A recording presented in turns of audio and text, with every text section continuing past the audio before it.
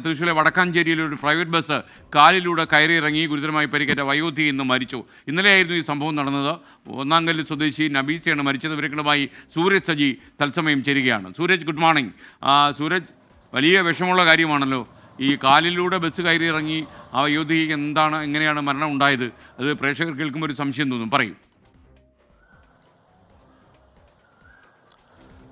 ഏറെ സങ്കടകരമായ വാർത്തയാണ്. ഇന്നലെ 8 മണിക്കാണ് ഈ ഒന്നാംകല്ലിൽ വെച്ച് ഈ അപകടമുണ്ടാകുന്നത്. ഒന്നാംകല്ലിൽ നിന്ന് പട്ടാമ്പിയിലേക്ക് കുന്നംകുളത്തേക്ക് പോകുന്നതിന് വേണ്ടിയാണ് നബീസ ബസ്സിൽ കയറുന്നത്. ബസ്സിൽ കയറിയ സമയത്താണ് ഇത് പട്ടാമ്പിയിലേക്ക് പോകുന്ന ബസ്സാണെന്നും തനിക്ക് തെറ്റുപറ്റിയെന്ന് മനസ്സിലാകുന്നത്. ഇതോടുകൂടി തന്നെ അവർ കയറിയ ബസ്സിൽ നിന്ന് ധൃതിപ്പെട്ട് ബസ്സിൽ നിന്ന് പുറത്തേക്ക് ഇറങ്ങുന്നു. ഈ സമയത്ത് ഇവരുടെ കാല് വെച്ചിറങ്ങുന്ന സമയത്ത് കാൽ മടങ്ങിപ്പോവുകയായിരുന്നു. അങ്ങനെ ഇവർ മുട്ടുകുത്തി വീഴുന്നു. ഈ സമയത്ത് തന്നെ ഇത് ശ്രദ്ധിക്കാതെ ബസ് ജീവനക്കാർ ബസ് മുന്നോട്ടെടുക്കുകയും ഒരു കാൽ ബസ്സിനടിയിൽ, ഈ പിൻചക്രത്തിനടിയിൽ പെടുകയുമായിരുന്നു. അങ്ങനെ ഒരു കാൽ പൂർണ്ണമായും ചതഞ്ഞരഞ്ഞ നിലയിലായിരുന്നു.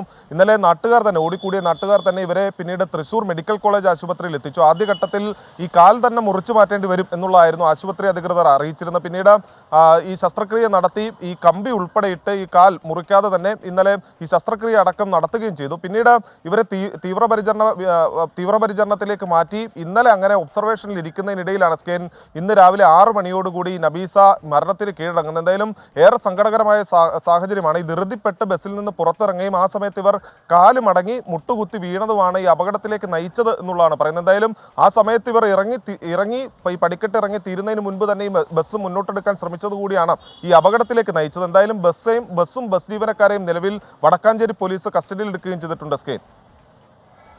Thank you Sooraj Saji.